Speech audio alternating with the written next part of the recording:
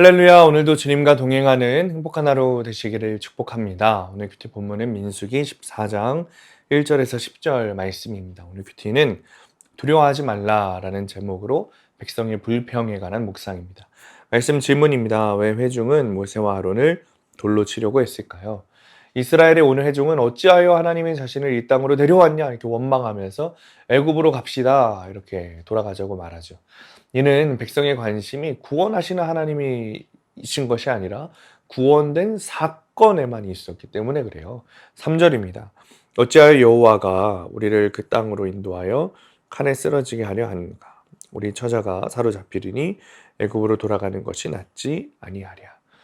반면 다윗은 천만인이 나를 에워싸 진진다 해도 나는 두려워하지 않으리라 라고 고백하는데, 이것은 그가 구원하시는 여호와를 바라보았기 때문입니다.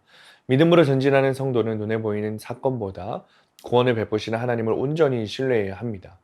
백성의 반역에 모세와 아론은 모든 판단을 하나님께 맡기며 엎드립니다. 그때 정탐꾼 중 여호수아와 갈렙이 옷을 찢으면서 가나안 정복은 대적의 강함에 있지 않고 또 악함에 있지 않고 오히려 여호와께 달려 있다 이렇게 강조하는 것이죠. 하나님이 주시겠다고 약속한 땅만 바라보는 사람은 풍랑을 넘어갈 수 없지만, 땅이 아니라 약속하신 하나님을 바라보는 믿음의 사람은 아무리 큰 풍랑이라도 뚫고 지나갈 수 있는 거예요.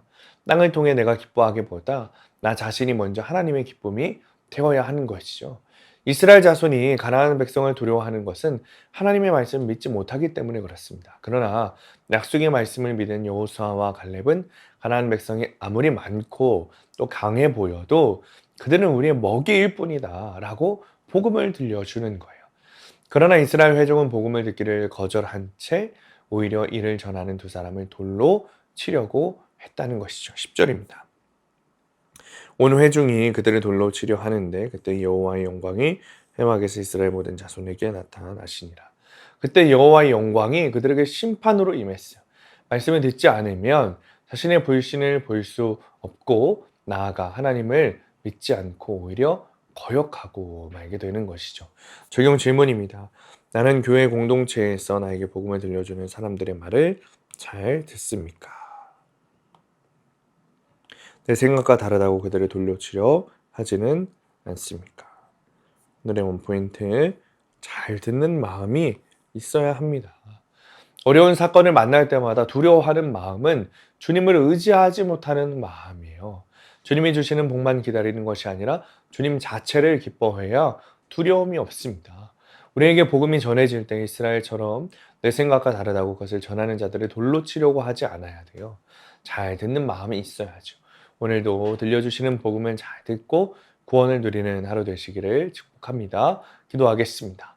주님, 어떤 상황이 있을 때마다 주님 내 마음대로 내 생각대로 판단하지 않고 그 사건만을 바라보는 것이 아니라 하나님을 바라보는 우리가 되게 하여 주옵소서. 그래서 여호수아와 갈렙처럼 하나님의 말씀을 의지하고 그 약속을 신뢰하며 나아가는 우리가 되게 하여 주옵소서.